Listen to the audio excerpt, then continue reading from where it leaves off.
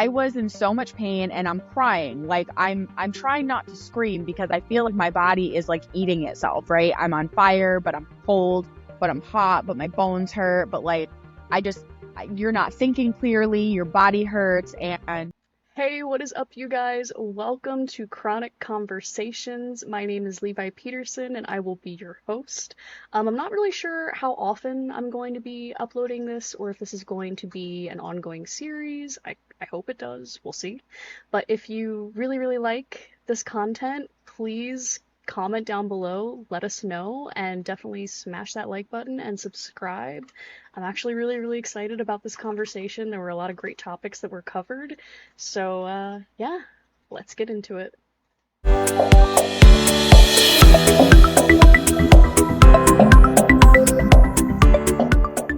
Hey, what is up, Patience Rising fam? My name is Levi Peterson, and I am here today with our incredible, incomparable, and fierce Patient Helpline Director, Samantha Sauer. And it is Sepsis Awareness Month. And there is absolutely so much to talk about. Sam, this has been a very personal journey for you because, surprise, you're also a patient. Tell me yes, more about that. yes. Well, as Levi mentioned, I'm the director of the Patient Helpline, where we work with patients as patients all day, helping get resources and connected to whatever it is that you need help with in regard to your healthcare and some non-healthcare things as well. But we wanted to talk about sepsis awareness because we know how important it is, me especially because I've been septic 5 times, and how much that's scary and it sucks. And, we don't want anyone else to have to go through the BS that we've gone through when it comes to dealing with such a scary, really scary thing. So I'm curious, when the first time this ever started for you, how did this come on? What were your symptoms like? What was this? What would this look like to your average everyday patient? What are some warning signs? Well, I'll start with saying that the reason or the high risk for me having sepsis or being at risk for infection is because I have a port. So having any form of a central line consistently accessed like mine is will increase your risk. It doesn't mean that you'll end up septic. Some people I know that have central lines have never been septic, and I'm so happy for them. Other people like myself with lower immunities or just in the wrong place, wrong time kind of situation where you get exposed to something, it will increase your risk. So for me, the first time around was high fever, fever pains where your bones hurt. Like I don't really, unless you've actually felt that, I don't really know how to explain it, except that like everything just hurts from the inside out. Like it's just a pain that I would never wish on anyone. Um, I, Me neither. like I have specific memories around being certain times when I was septic. The first time I think just was the scariest because initially you don't really know what's going on. Like you have your home nurse, you have your doctors, and they all give you the warnings of like if you have a fever, if you have pain, if you have redness around like your site or tenderness or swelling, like all these things. So you think about it and you're like, oh, I have one of these things. And then that one thing gets worse and worse and worse. So I had cultures done. I remember getting a call over the weekend and they're like, hey, like you have a bacteria growing in your port. Immediately panic, right? Because I'm like, what am I going to do? Am I going to die? Right? Because everyone has such doom and gloom on sepsis, which they should, but it makes that phone call like that much scarier, right? So, It's like the scream phone call. yeah, right. Hello, Sydney. Yeah, the call no one wants, right? But I No. remember that first time around, we tried to save my port. Now, obviously it didn't work. Where, you just kind of flood the port, your body, everything with all the antibiotics that you can. But ports are finicky because they have like lots of little nooks and crannies in them. And even if you maybe have cleared it from your bloodstream, it doesn't mean you've actually cleared it from every nook and cranny. So, of course, had to go in, you remove the port. They have to sit without a central line for however many days or hours. They have to recheck your cultures. You have to wait for those to come back negative, and then you can go get a central line again. So I'm like, okay. you make it through that first situation. It's really scary. You go through 2 surgeries of removing the port and putting a new one in. You go through everything and then you're fine. Then, like a year later, Technically, as fine as you can be. yeah. So infection is gone. And then like a year, a little bit later, it's like, hi, I'm back again, with just Guess who's back? a very unfortunate luck of the draw and getting sepsis again, and kind of went through the same situation where, the symptoms were there. I'm like, crap, I got to deal with this. And you call the doctor and you go through the same thing all over again. Then I was maybe about 2 years with a port with no issues. It was great. I loved it. Then I was septic for a third time. That time almost killed me. Like, it was bad.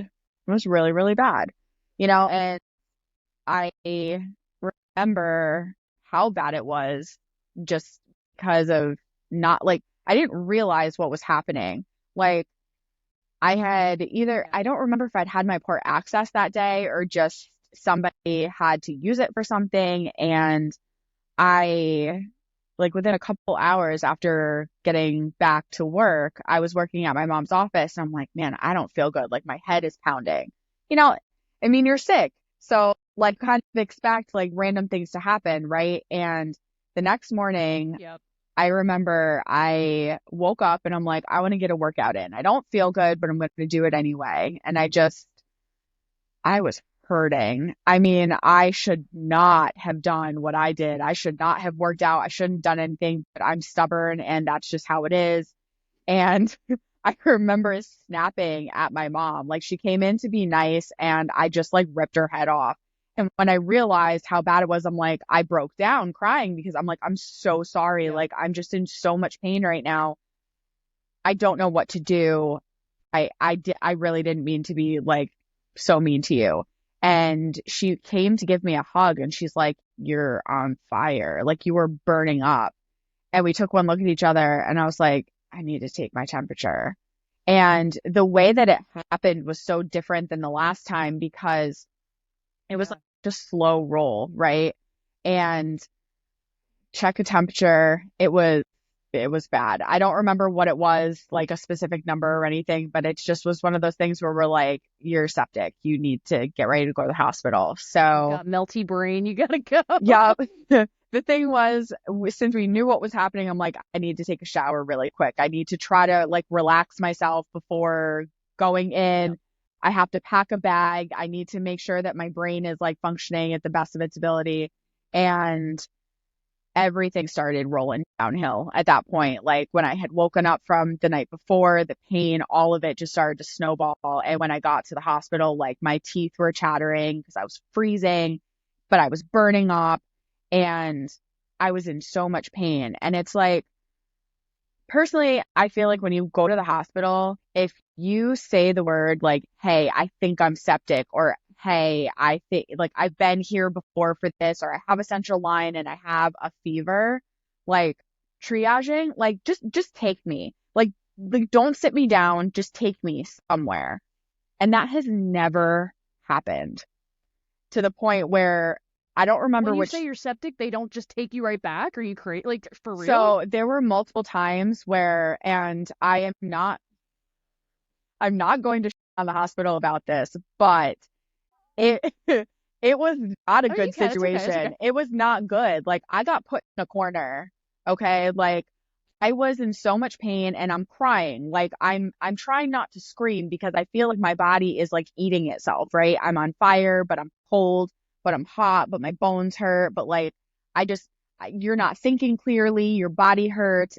And my mom was like to the lady at the front, do you know what sepsis is? And she's like, yeah. She's like, well, then what are you doing? Like, come get somebody. They have Like, posters everywhere. Like, what? yeah. So there were 2 times that I was like put in a corner because I was like crying, right? So it's like, just put the loud one like Nobody over put in the Sammy in a corner. corner. But they did twice.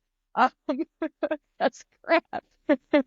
but I will say that my memory throughout that time is very fuzzy because I was so sick and my fever was so high that I didn't really know what was going on. I didn't really know what was about to happen, but there's a couple like specific moments, like laying in that hospital bed, like once they finally take you seriously and you go in there, there's some level of Yeah. WTF, am I gonna die? Like, what is happening? Are you gonna take care of me here? And my teeth were chattering because I had such a high fever that I could barely get words out. Like I thought I was gonna break my teeth. And I'm like, I promise you this Sorry. is not anxiety. Like I promise you that this is not anxiety. And things just kept rolling and getting worse. And, they took cultures, but obviously things don't come back that fast. I think in that time frame, they came back in like probably between 6 to 12 hours. Like they grew so fast. And they came in and gave me like the like full spectrum, that's the word I was looking for, like antibiotics, because they don't know, what anything is in like Tylenol.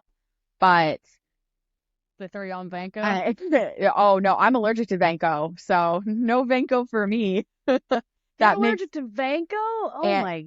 yeah, and all the sulfa antibiotics, so like Same. Bactrim, Same. Can't have them. levofloxacin. Found that out the hard way the last time I was septic and the second time I was septic with Vanco as well. So treating me is great. It's a lot of fun. Um, Same. but I remember laying there and I'm like, I have to convince this person like that this is a problem, that like they recognize that something was happening. And I'm like, yes, I'm anxious, but like there's something wrong. And in that entire situation, I remember just feeling my body completely shutting down to where like I lost feeling in my feet, I lost feeling like in my hands. I had no control, like I lost control of my bladder. Like I could just feel, it's kind of like when you're watching a movie or a TV show and like the picture's gone, the darkness is kind of coming in. That's how it felt. And I laid there in the bed. My mom was there and she's looking at me like everything's fine. Like you're gonna be okay. I'm like, Mom, I'm dying. She's like, everything's fine. Terror in her eyes, but she's trying so hard to keep me calm and keep herself calm. And I remember telling her, like, you have to tell my family that I love them. Like, I'm going to die. Like, please remember my end of life wishes. Please know, like, donate what you can. I, I laugh And because, Viking funeral. I yes, didn't forget yes, that. no, three nautical miles off the shore and we're good to go. But We're I so told screwed up. well, these situations, like, I mean, what else are you gonna do? Like, how else are you gonna deal with it, right? But I told Exactly. her that I wanted her to donate my corny to a little boy so he could see. I don't know Oh. why, like, I don't know Am I the why, little boy you're donating them to? if you would like them. I can't really see very well, so I don't know how much I would actually help you, but Sorry, I had to. I had to. I had to. We needed that. We needed that. comic relief in the midst of, a death talk here. Yes. But This is how you can tell that we're friends. Because no one else would say that to just any random person. no, no, it's morbid fun. But like, I don't know why, like, that's a thing. And that has stuck out too. Like, we've joked about that since then about like, who are you I'm like, I don't know what organs anybody can even use in me, but if they want to take it, donate my body to science. I really don't care. Like, just get something out of it, Dibs. right? And Dibs. I remember just feeling like my heart rate just started to slow down, like your body just starts shutting down and I'm like, I'm gonna die. Like this is it. Like I remember everything in like the slow motion. And in reality, it might have been 30 seconds. It really might have been, it could have been 10 seconds for all I knew. But in that moment and what I felt in that time was like an eternity. And I'm pretty sure that if I hadn't gotten the antibiotics when I did, if they hadn't have broken the fever, with Tylenol when they did, it was kind of like as much as everything started to close in, it almost like started to light back up after that, like in the same slow growth of like I can kind of feel my toes again, like my teeth are starting to stop, chattering. I'm starting to like warm up a little bit. Think I'm coming back out of this situation. And I remember just coming out of that, and I was not fine, but I was fine at the moment. Like that huge scare was over. But the worst part for me was they had to take my port out, and I'm still septic at this time. And I went in for surgery, something I had done multiple times. I've had at this point like 6 or 7 ports. I don't even know. So like they know my life story in VIR, right? They know everything about me at this point. And I woke up from that surgery with somebody like on top of me doing like that chest rub, because I was going in and out like Oh during no. during surgery. Like my pee kept dropping, my heart rate was dropping. I did not tolerate the anesthesia or anything in there because I was still septic. And I still was in that situation, even though I came out of it like in the ER a little bit going into that. So from like start to finish, that entire situation was so traumatic. And when they put a new port back in after that, I was awake the entire time, and I was not supposed to be awake. For whatever reason, my body was like, hey, I'm not going to sleep. Here's some added trauma to the mix for this, where I felt everything that they did. I felt them in my chest. I felt them like cutting me. I felt the pressure. I felt the guide wire. I felt everything and was screaming in there. And if you've ever had a port put in or ever been in that situation, like they put the like the cover, over your face, so you're kind of like in a tent. And I remember like, my head's turned this Oh. way, and there's a nurse next to me, like, I can't give you any more medication. Like I can't overdose you on this stuff, and just trying to keep me calm the entire time. And I'm just like, That's so haven't I had enough? Like I've had enough. I don't need any more. And actually about that was in June of 2019, and in October that same year I was septic all over again with the exact same infection. I don't think it ever actually cleared because I had such a bad like um type of infection that I feel like it hid in some like deep corner of my body, that it just reemerged later to go through that like all over again. So I it's knew it was bad. I had no idea that it was to that level. Like I know the things that I've heard from you, like in obviously like, being friends, like the past couple of years we have been with, me working here, but like holy yeah. I am so sorry. Whenever I've been to the ER after that, I definitely, if I get like a cut, or if I have a fever, or if I'm sick at all, if I have any inkling that like something is off, I immediately feel like I'm septic. And the last time I was septic was right after Adam and I got married and we moved into the house. I had been like sick that entire fall. And in that December, you were around for this one where like I started having Mm-hmm. like That's why I sent you the random, hoodie. yeah, like I'm gonna put that random. up on the screen. That's happening. We gotta show that. I forget where I went, but they're like, what does your sweatshirt say? And I went like this, and they're just like, you freaking would. And I'm like, I don't know. But we My it chronic was bestie got it for me. my I kept having these symptoms again where like, and it wasn't just when I was infusing overnight with medication. It just was like these random bits of like a skyrocket fever, pain everywhere, teeth chattering, where your internal body temperature is up, but you're so cold and you can't get warm. And then it would go away. Like it just went away. I had no signs or symptoms. I had nothing other than Just these getting gaslit by random, sepsis right now. right? Like these random spikes of these fevers. So we started to track everything, like how I was feeling. And I was sick this entire time where I'm like, I don't feel good. My rheumatologist was like the doctor at this point where he's like, I've never seen you like this before. I've never seen you like sick or in this much pain. And we couldn't figure out what was wrong because I kept getting blood work done and my cultures came back fine. And we're like, okay, so it's not sepsis. But I kept having all of the classic symptoms of being septic. Now, this went on for 4 months.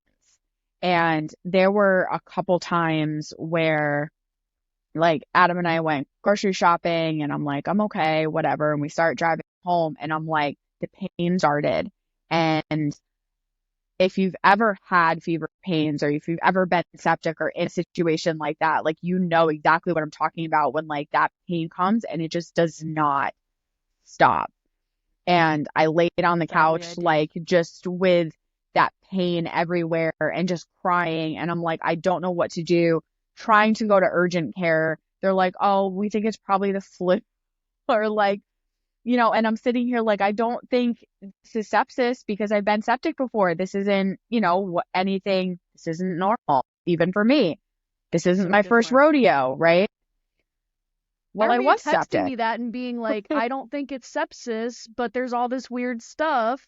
And then you just being totally just shocked and blown the hell away. I remember you texting me and literally being like, oh my God, it's actually sepsis. Yeah. And then I went to the hospital. I'm like, don't worry, I'm working from the hospital. It's fine. I got in my work hours. She did work in the hospital bed. That's true. But we were gonna ban you. I needed something to occupy myself while I was laying there. But all the first couple times for me were like central line related, right? And now this time my central line was the victim in the situation because I had microperforations in the bowel and ended up getting an intestinal bacteria outside of where it was supposed to be and travel into my bloodstream. And because, your heart pumps the blood everywhere, it's going to pump the infection everywhere. And I had to go through the whole thing again, go to sleep, get a port taken out, wait there for a little while, have another one put in. And I'm just like, there's no more room for ports anymore. Like, my veins where they put the guide wire, like on either side of my jugular, like they're full of scar tissue, and I'm like, I can't survive without a central line. So needless to say that I do not let anybody else but me touch central line. Nobody is to come near it because I'm terrified that something is going to happen. And when I've gone in for like surgeries or anything like that, if I know the person or if like I trust the person, I'm like, listen, I've been septic 5 times, like, don't screw around. And they're like, do you want to do it? Usually they're like, we don't even want to touch it, but my veins are so bad that sometimes they have to. But it's, even again, for somebody who's been experienced with this, I got septic the first time in 2016. So it's not the first. I know the signs and symptoms. And this last time completely threw me. I did thinking that I had an infection was like the last thing. I didn't actually think that we had gone or started the process to get me a PET scan because we thought that I actually had lymphoma was the like top question of like, okay, you've been through all of this, you have these signs and symptoms, your blood work looks like crap, let's get you checked out. I saw my doctor. She's like, let's just do some cultures. Even she was like, this isn't normal for you. Like, you are not yourself here. Let's go do cultures. Then the next morning they call me back. They're like, hi, how quickly can you get to the hospital? I'm like, why? What's up? They're like, you have really bad, like, this bacteria is not a normal port bacteria. Like, this is not normal. You need to get to the hospital, like, now. Like, but you really are living like Sydney from Scream. You really are. Like, you're just getting the phone call. You just think it's over. You think, okay, I cleared movie number 1. We're in the sequel. We're good. Yeah. And now you're like, hello, Sydney. Or like, hello, Sammy. Yep. Like, yep. And I did the same thing again, God. too. I popped in the shower and I like screamed and cried because I was just like, I'm done. Yeah. I want to get out of here. This is miserable. And it was not a good, I mean, it wasn't the worst hospital trip, ER trip that I've had because I had cultures done already and they were like in the system because my doctor's associated with the hospital. I mean, they don't take you completely at, face value, which I also understand because some people say things that aren't maybe completely accurate, just to get ahead of the line. So I do get that. But when they True. see the bacteria, and I remember the guy coming in, he's like, we don't normally get like this is not a normal port bacteria. This is an intestinal bacteria. I'm like, wait a minute. My port didn't do this time around. You mean to tell me that my port was the victim this time? So like, I still would have been septic either way because it wasn't like ground zero, but I fell. Like here That we was are, what like, caused mine, honestly. It mm, was like intestinal bacteria. And I was like so shocked by it because I wasn't expecting it at all. And it's just like what you said, like where if you're someone who has a bunch of rare illnesses and you're dealing with them all the time, it's literally impossible to know, okay, is this, something, am I having a flare? Is yeah, this like a warning sign that something's going wrong with one of my devices? Like, is there something hmm else going on? And like, it's impossible to place it. And I feel like a lot of people feel like sepsis is just so common, or they just don't assume that they're going to get it. So it's just not in the realm of possibilities when they're doing like the mental math of what's going on. yeah, And like for me, it just didn't cross my mind. And like I kept dealing with C. diff due to having like really, really bad hmm immunity, and it was colonized. I had no idea. And I yeah. That's remember nasty to having deal with. I started feeling like I had the fever, and I know just like when you talk about the teeth chattering, that was the most prevalent thing, and that it hurts. Like it literally hurts your Your jaw. You feel like your jaw, teeth are like literally gonna snap. right in Yeah. here And like, afterwards, it's like you're doing jaw workouts in those muscles because your teeth yeah, just, you can't it's do like you're anything. You mewing. cannot stop it. You can't That's stop why we're it. so snatched. We're mewing from sepsis.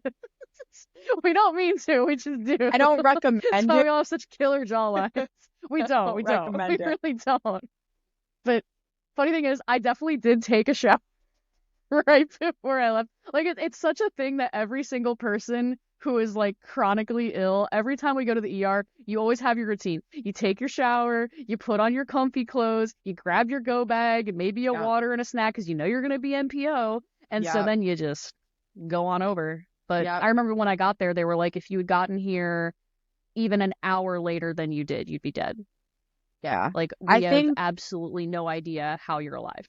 I think that's one of the scariest parts for me is like especially I think about like the third time and the fifth time, like they're both completely different, but being in that situation, like how bad the infection was that third time, and thinking like if I had waited or if I had pushed myself a little bit harder that morning and like gone to work and just dealt with it, like when would I have gone to the hospital? And like, would I have gotten a different doctor that maybe wouldn't have taken things seriously as quickly, right? Or the last time where if we had waited another month, like what would have happened? And not to be TMI, but it could help somebody down the road. When we were tracking everything, Yeah. because I have all the GI issues, things do not move very easily. So we started Yeah. noticing a pattern that the fevers were coming around when I wasn't able to go to the bathroom, like for days at a Okay. time. That makes sense. So like when I hit that like fourth or fifth day was about when I started to have those fevers. And where, you start putting things together and you're looking over that. We recorded like my fevers, the symptoms, everything. Like I'm pretty sure Adam still has it in his phone, like with all that information from like the middle of the night of recording everything. And when you find out it's an intestinal A1 bacteria, husband. he is, he is. He'll feel good that we're talking about that. That man Um, needs a medal. Like honestly, put like W's for Adam in the comments because Adam, he's awesome. he Can kept me, confirm. he kept me alive. He Um, did. but like once I came out of that and we realized what was happening and looking back at notes and everything else, we're like, yeah, even knowing what I know now, I still wouldn't have put that together. But now that I know what happened, and any risk, I'm like, we don't go longer than like 2 days in this house anymore because we don't want to end back up in that situation. So it's a Don't blame you. scary, it's a scary thing just to worry about that. I can imagine like that you're the same way, where if something go wrong, just like you said a minute ago, you're like, you have to kind of go down the list of like, okay, what is this? Is this just a bad day? Is this an infection? Is something happening with my shunt? Is something, boiled in the wrong place? Like all of these things going down the line. And 9 times out of 10, the symptoms you're feeling could be any one of those things. Well, the scariest thing too is like for me, if I get really, really bad, and like my biggest fear the whole entire time when I was in the hospital, when they were treating me, was if the infection spreads to my shunt, which currently right now would not be a good thing to take out since it is attached to an inoperable cyst. Yeah. I would be in serious trouble. Like if Yeah. they had to take that shunt out, and mind you, my surgeon's in a different state. I was hospitalized in New Jersey, so like I'm 2 hours away from where I would have needed to be if something went terribly wrong. Yeah. And they're not even comfortable dealing with my shunt. So the moment we were even looking at sepsis and the moment that the results came back, everyone was in panic mode. Everyone was in hazmat suits, panic mode, because it was C. diff, it was sepsis, and it was terrifying. I love the And hazmat suits. Remember, literally, it was like a 3319 in Monsters Inc. I was like, do I like what? Clear the other person. Craziest. I had a private room though at that point because they had to move. It was during COVID. It was during COVID, and they had hazmat suits for me. I was like they put me in the penthouse. I was like, I mean, nice room. This is killer. My mom comes in. She's got like all the Harry Potter magazines, all of like the K-pop magazines, just to keep me occupied. Yeah. Because she wasn't really allowed to be in there with me. Yep. Which was crazy. And she tried to fight her way in the whole time. But yeah, no, it's terrible. Like I don't wish it upon literally anyone. But I mean, you and I, I'm glad that at least the one thing we've been able to take away from this, if anything, is dark the fact humor. that back when, that too. But back when I was working on the helpline more than I do now, because obviously I do more like the social media stuff. But we actually had a gentleman, I want to say it was like roughly a year ago, and I remember getting the email.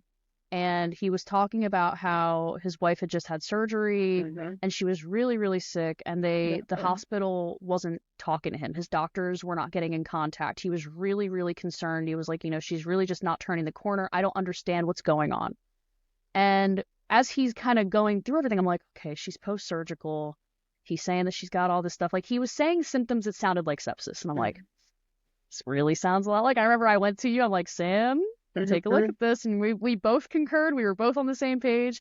And it's like, well, we can't give medical advice. Like I can't say, hey buddy, I think this is sepsis. All I can really do is send him the Sepsis Foundation's webpage with all of the symptoms in big bold text, and really, really hope that he's able to see that for what it is, contact his doctors, because if he says the magic word sepsis, I mean, obviously not in every situation you're going to get people that are going to understand, but with her being post-surgical, my hope was like, okay, that's going to expedite things. If he says sepsis and she's post-surgical, then we're good. And I remember the next day we got an email from him, and he said it was sepsis and that she's alive because of us and because of the helpline. And that was probably one of the best experiences I think I ever had when it came to helping a caregiver, because honestly, like, I can't imagine what would have happened if he didn't contact us and if he didn't learn those signs, because you and I both know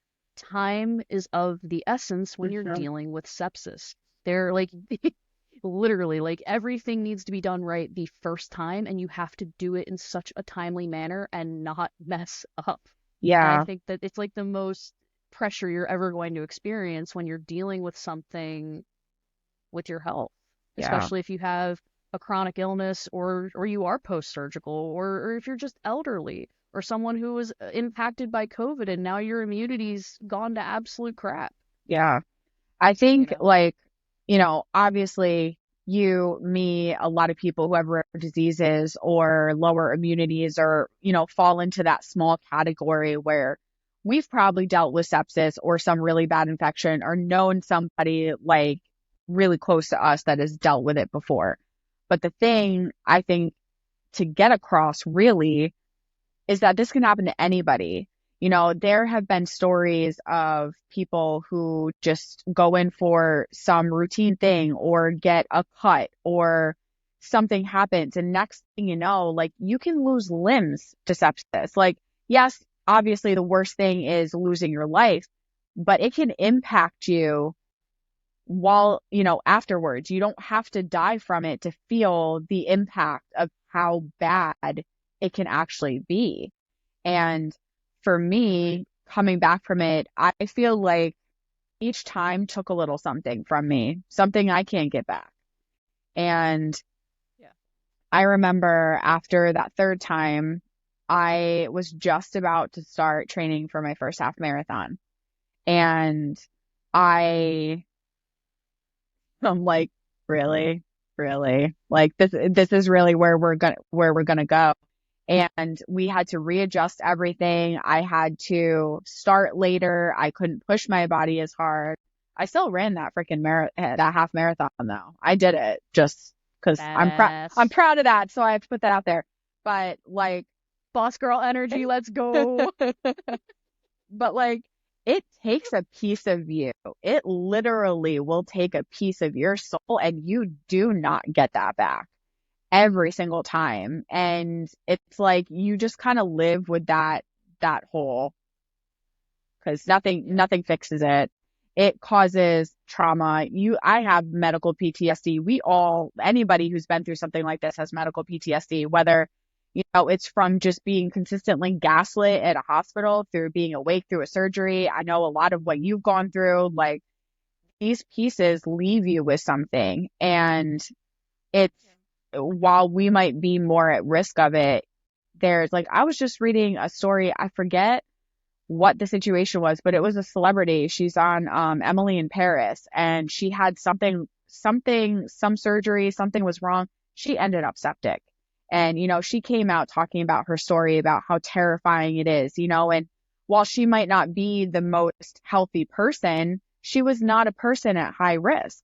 So it doesn't matter who you are, how old you are, what color you are, what gender you are. It doesn't matter if you're sick or you're not sick. It can happen. And that's why you said time is of the essence. Understanding these symptoms, like if something is wrong, if you really feel like something is wrong, it's better to go get checked and have someone tell you like nothing's wrong than wish you had gone and get checked. And now, you lost your arm or your leg, or God forbid your life, because you didn't get checked quick enough.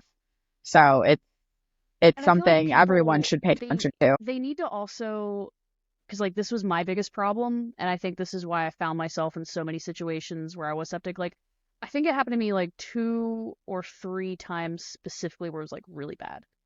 And I feel like a lot of people are afraid to report certain symptoms that can sometimes prevent yourself from going down that road.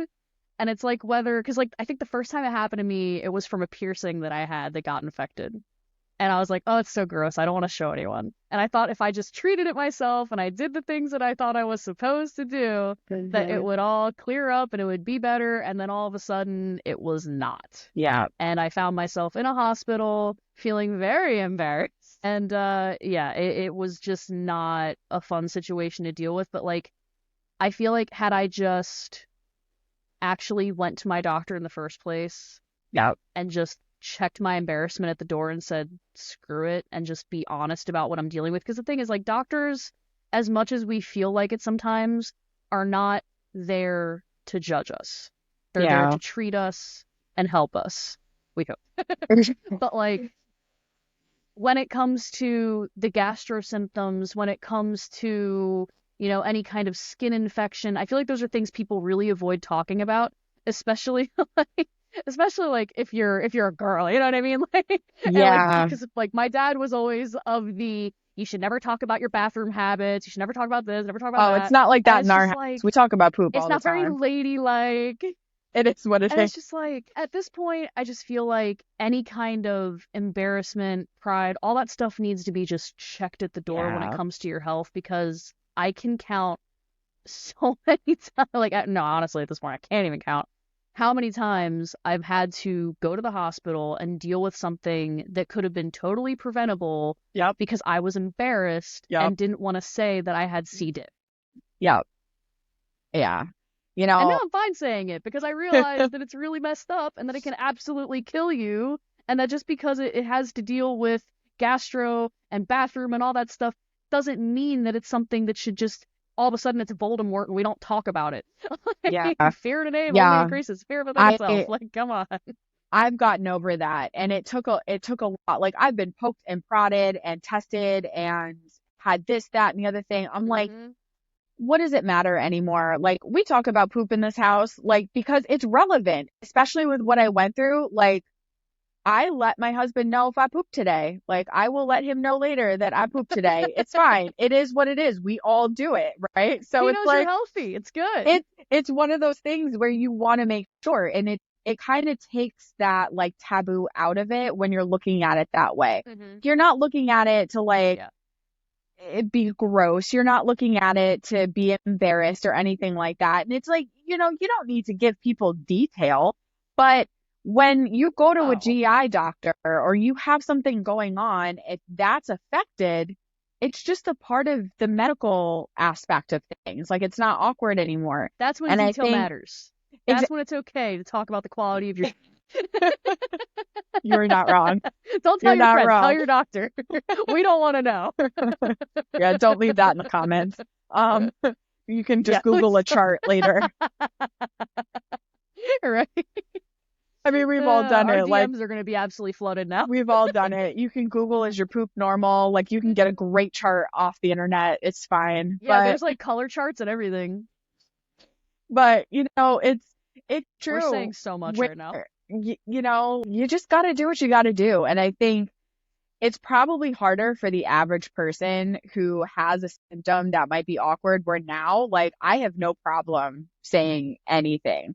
I am not embarrassed easily anymore. I mean, more often than not, I just feel like I'm bothering my doctor. Like, I woke up the other morning and my pinky was swollen.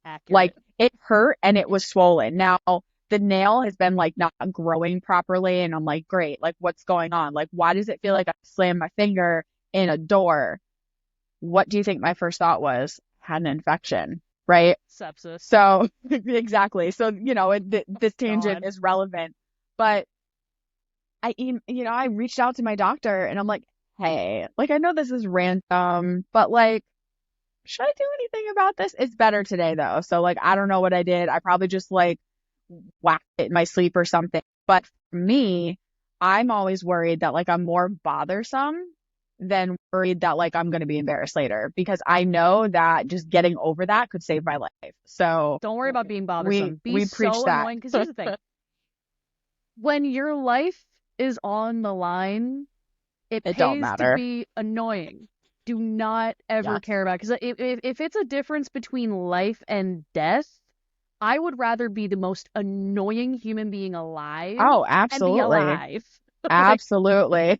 like Live that's to the whole annoy point. another day. So it's like, don't, yeah, live to annoy another day. Like, thank you. Like, these are the values that we should be preaching. This is what all That- patients need to hear Put because that on the honestly, t-shirt. we How get to be the gaslit squeaky so hard. wheel. Yes. Yes. Yes. Oh my gosh. Because it's validating. Like a lot of people feel like they don't want to be that patient because I feel like, especially like nowadays on social media, like people are constantly like blasting people for being quote unquote over dramatic about whatever it is. But the thing is, like, if they don't know you and they don't know what you've been through, and like obviously, like if they heard your story like front to back, inside out, and backwards, like they wouldn't be saying anything. Yeah. But like I feel like there's a lot of people where they'll go through something really, really similar and they'll post about it, they'll talk about it, they'll go asking the community for support and for help. And people are like, oh, it's not that bad. Like, it's fine. Like, don't worry about it. And then that person ends up septic and in the ER and going, you guys are done. Yeah. Like, trust your gut, honestly. Like, if you feel like something is wrong, or I feel like the best way that you and I could ever describe this, because I feel like this is just us. If your best friend calls you and says, hey, I have XYZ symptoms. I think I might have a fever, and my skin's a little hot to touch. Teeth are kind of chattery. Go to the ER. If you would tell your friend to go to the ER, guess what? You should go to the ER. Like if I would tell you that, you would expect Yeah. me to go and vice Yeah. versa, and we would beat each other's ass if we didn't go. Yeah. I look at it like I don't go to the ER for sure. Like because, No. and any rare Avoid. disease, chronic disease patient knows that like we try to avoid the unnecessary crap, right? You don't want to go to the ER. You don't have to want to sit there and explain your illnesses and then have someone say, "Are you Hmm. sure?" It's like, oh, bro, I've just been living with this for a decade, but I'm not entirely sure. You don't want to be in that situation, right? If I'm Yeah. actively asking you to take me to the ER, somebody better effing take care of me, because if I'm actively seeking to go to the hospital, something is wrong. Absolutely something is Agree. wrong. I had that And I hate that happen. triage isn't always on the same page. No, none of them are.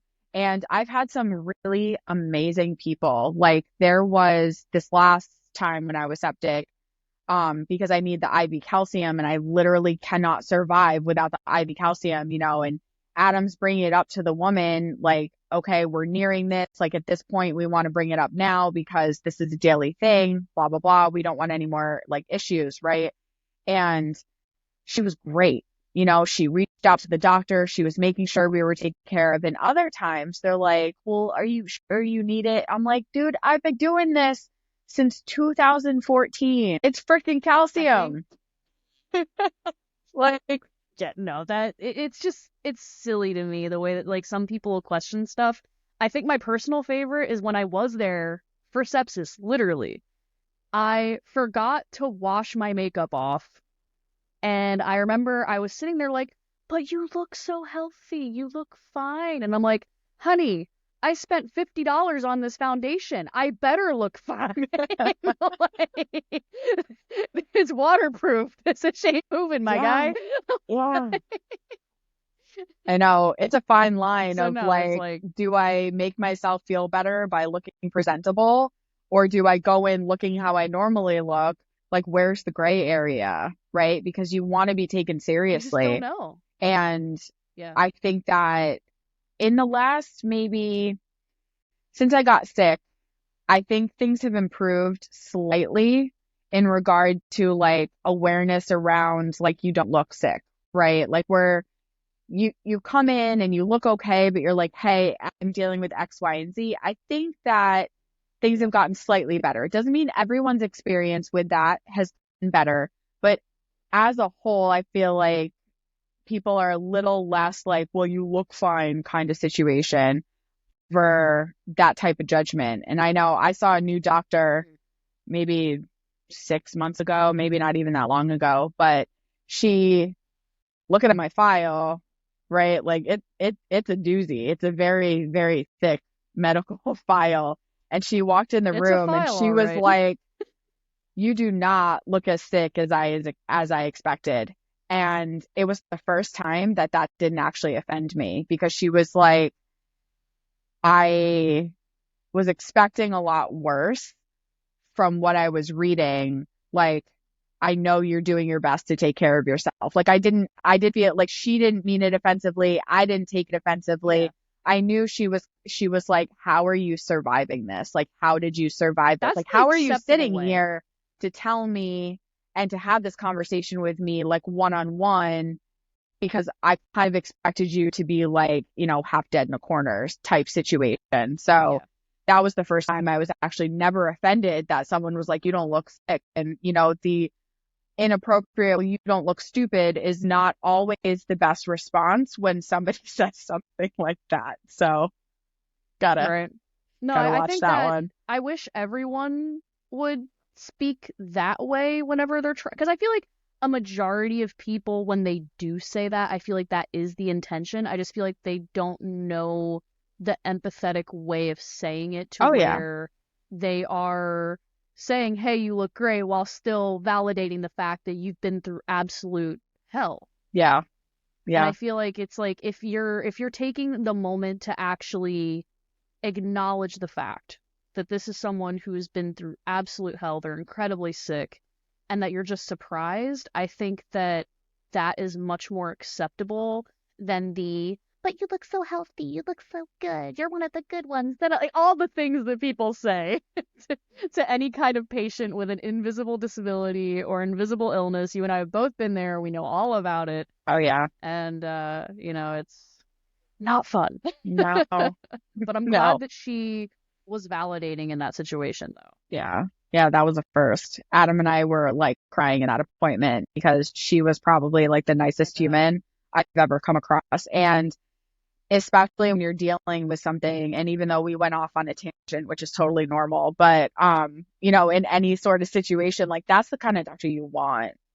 You want someone who you can have that conversation with, who will believe you, at least believe you enough to know that something is wrong, even if they don't see it the way Exactly. that you do, or maybe they don't believe you exactly, but at least believe you enough to know that something is wrong and it needs to be checked out. So, and don't gaslight yourself either. Like, because we've done it to ourselves, and that can be Yeah. detrimental. So, especially in this situation, like, be annoying. It's really okay. Like, Yeah. you would much To rather, yourself, and especially. your family would much rather you be here to be annoying than be like, we should have taken her seriously, because that's not where we want to go. So if like anyone, I mean, we're talking to ourselves here too, like, because we gaslight ourselves all the time. It's like you don't So mean to, often. but if anything gets taken away from this, it's like take yourself seriously, because you don't know what that could be. And it doesn't mean you're a hypochondriac. It doesn't mean that like you're just dealing with anxiety or medical trauma, or you just think something is wrong all the time. Maybe that is in fact true, but it doesn't mean that something is not actually wrong, you Yeah. know?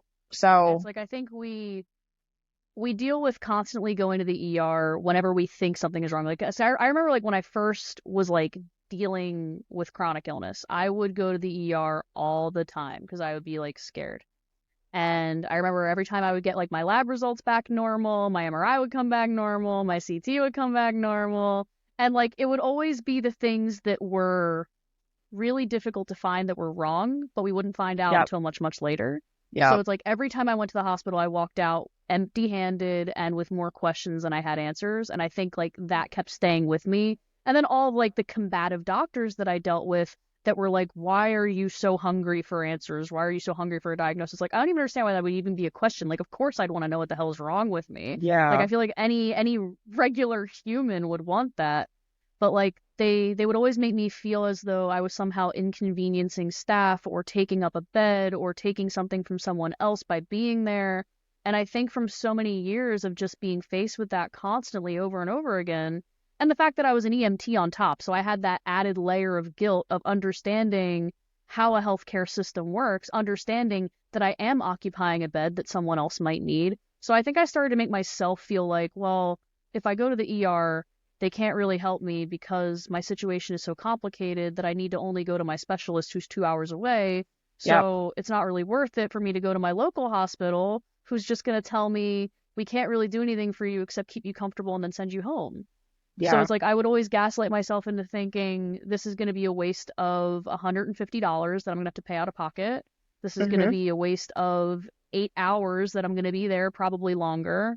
They're going mhm, to probably end up making me feel kind of crappy because I would always end up kind of feeling really crappy whenever I would go to my local ER because they just didn't understand the situation. yeah, And it's like, I think there were so many times when, especially like when I was dealing with like the sepsis situation, where I was like, do I go? Is it okay? I remember calling my mom, who's a nurse, and being like, these are my symptoms. Do I go? And she was like, are you kidding me?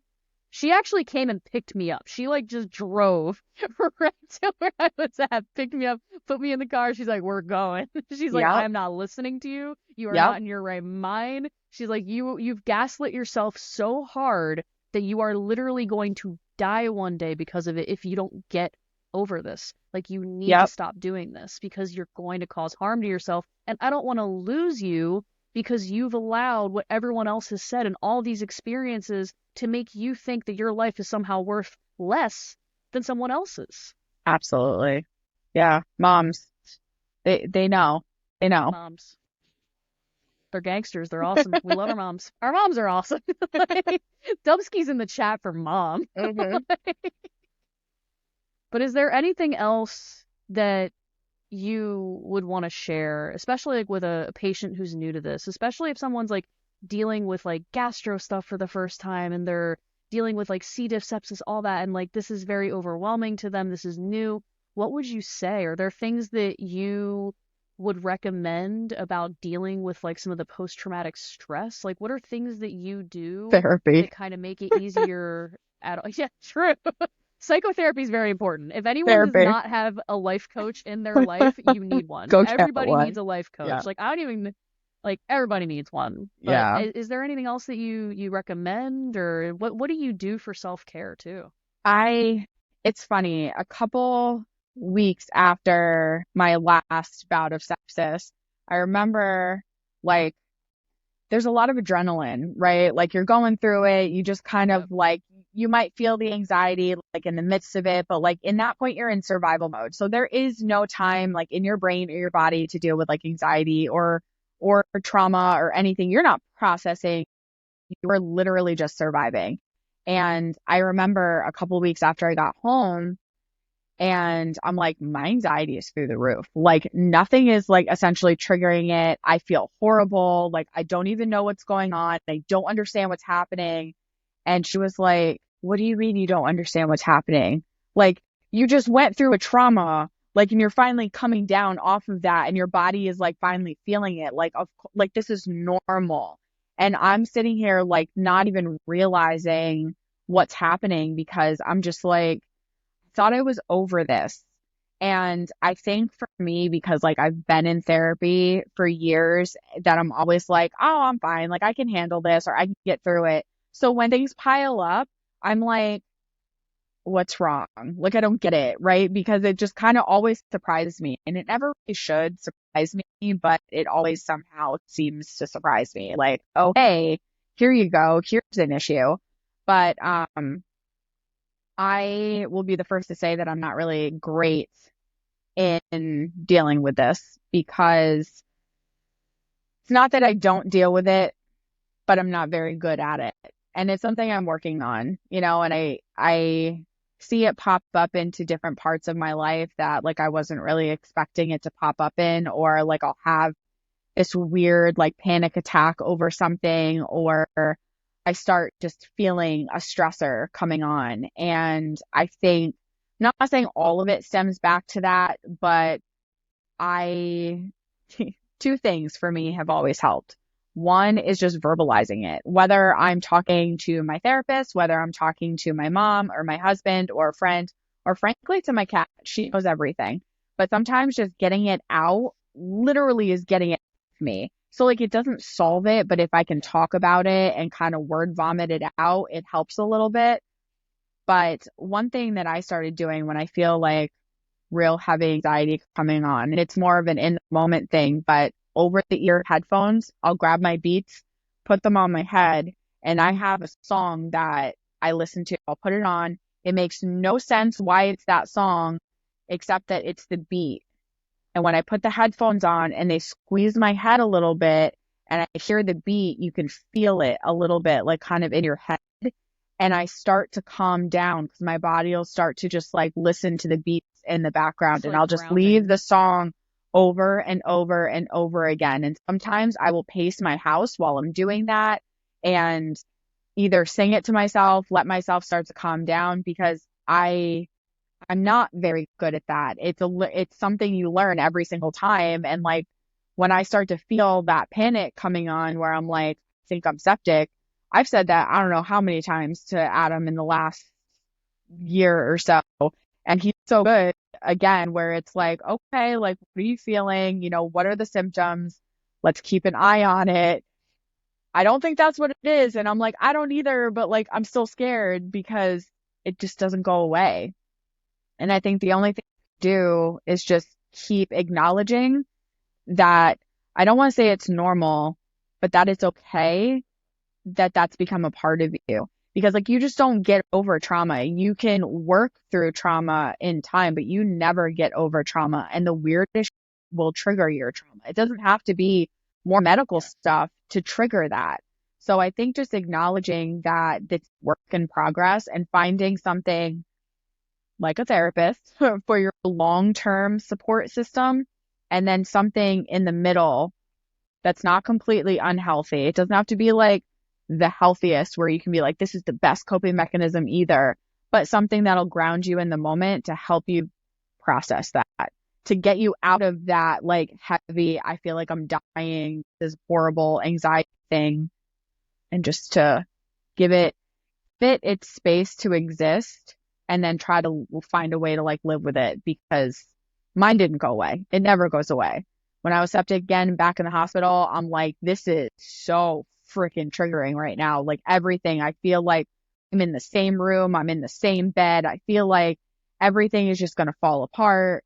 My whole body is like, I was on edge that entire time. And I didn't feel the effects of that until weeks later. So it's tricky. I think it's just something that everybody is going to deal with differently, but my best piece of advice is to not shove it down and acknowledge it. Like give it space. You don't have to give it your whole life, but to give it some space, and get a book, read, self-help books if you want to, reach out to a friend, talk about it, don't let it drive.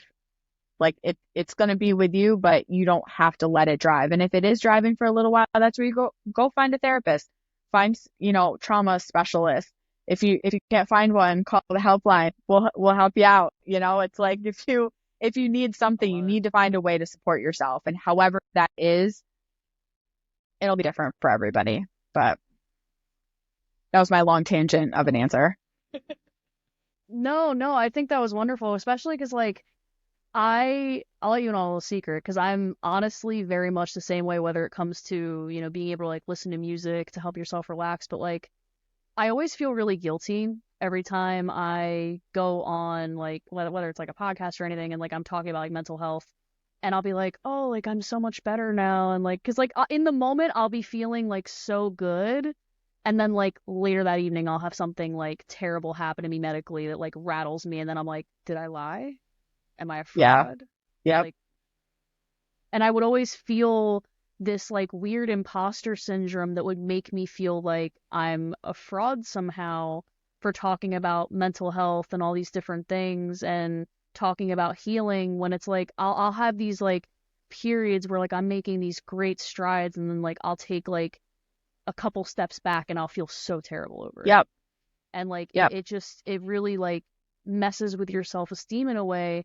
And I feel like it's because a lot of us don't talk about how badly we deal with these things, because we try so hard to try to like, lift people up in the community and like make people feel better, and make people feel like everything's going to be okay, because we want to believe that too. I think we're trying to convince ourselves at the same time. Yep. And it's like, I don't think it makes us disingenuous, like when I look back on it, and I don't think it makes us frauds. I think it makes us human. I think it makes us living. I think it makes us, we're going through these different things in life, and you're going to go through so many, different ups and downs, especially in chronic illness and mental health. And, I think between the two of us, we've both been doing pretty decently for ourselves. And I think all we can really do at this point is just be as honest and authentic as humanly possible. Yep. And tell people, yeah, you know what? This does suck. But Yeah. we can find ways to make it suck just a little bit less. Yep. I don't disagree. I know like I said earlier, and you just hit the nail on the head too, that like when I feel like a really bad panic attack coming on, or I'm just sitting in anxiety for days, like I'm not sleeping, I can't really eat because I can never eat when I'm stressed, I don't feel good, my head hurts, and like I can't concentrate. And I'm like, oh, yeah, I'm really not feeling the best right now. And I'm like, I'm always so hard on myself. I'm like, I've been in therapy for so long. I'm like, I should know how to do this by now. I should figure this out. And I've said that to my therapist, where I'm like, I feel so stupid, because I'm like, why am I not doing better? And it's like, things change. The coping mechanisms that worked, 5 years ago might not work right now. Like, and I've had to focus on that to be like, not going to be the same. It's not always going to work. The things that worked before might not work now, and that's okay. It doesn't make you a fraud. It doesn't make you any less genuine or that you lied or that you're trying to like pull one over on somebody else. In that moment, you feel fine. Or maybe you're like, yeah, I'm doing really good. And then later, like you're not doing really good. It doesn't take away from any of the good coping or the goodness or that in that moment you were fine. Doesn't make it any less. And I think that's something that we all have to work on, because I know I'm not the only one that feels that way, especially when you've been sick for so long and you're like, I should be better at this. I should be better at handling when something goes wrong, or I should be better at like the mental aspect of this. And I think we all have to give ourselves a little bit of grace there, because we've been through a lot, and you can't expect to be like, well, I almost died, guys. So, but everything's going to be okay, and I'm fine, and everything's That does good, sound like us. and I'm all right. Like, no, I'm going to sit here and be like, bro, I just almost died. Like, give me 5 minutes. Give me 5 minutes to pull my shit together, and I'll come back and talk about like, the fluffy stuff and try to be, uplifting and whatever. Like, when you've needed to be cared for, I think it makes sense that you want to care for somebody else by giving them not toxic positivity, but some form of like, you have to hold on to the good part. Like, that's not painting a picture that doesn't belong. That's not, lying about something. That's not being disingenuous. It's just trying to give somebody something to hold on to when your world is falling apart. When you have got a tornado around you, like, you can just let go and you can just go up in the whirlwind. We've all done that too. But if we can be the tree that someone runs to help ground them and keep them safe, during that whirlwind, like, there's nothing wrong with that either. Can you tell I just went and saw Twisters? Like, because that was the first thing that came into my I need to see that. I need to see that. I saw it was on Amazon. I need to see it now. But no, like I love what you just said with that too, because I mean, the journey to healing, the journey, through dealing with anything traumatic, it's never going to be linear. It never will be. But I feel like as long as people keep pushing and striving towards the light, you can't go wrong. Yeah. You just have to keep trying to find it, keep pushing forward, and keep moving. Yeah, 100%. And yeah. Is there anything else that you would like to share before we close this out? Because this has been a great conversation. Yeah, I was going to say, we're going to go on another 20-minute tangent if we keep going. Exactly. But no, is there anything else that you would like to add or share? A little bit. I guess I think the last thing would be, for anybody who is in the situation or wants to learn more or just wants to have something else in their arsenal, like, to recommend to go to the Sepsis Alliance website, because they have so much information with sepsis awareness. Patients Rising, like, we'll share stuff too, and we'll have good information, and we're always here, if anyone had questions, to be like, hey, what do I do in this situation? Or do you have a resource? That's fine. But I think that their information is really, really unbeatable, and they've got great infographics, great things that you can share and keep in the back of your mind. So that way, if you're like, I think something's happening, there's a place to look, either for reassurance or for help on what to do. Wonderful. Great. All right. Awesome. Samantha Sauer, everyone. I am Levi Peterson, and we'll see you on the next one.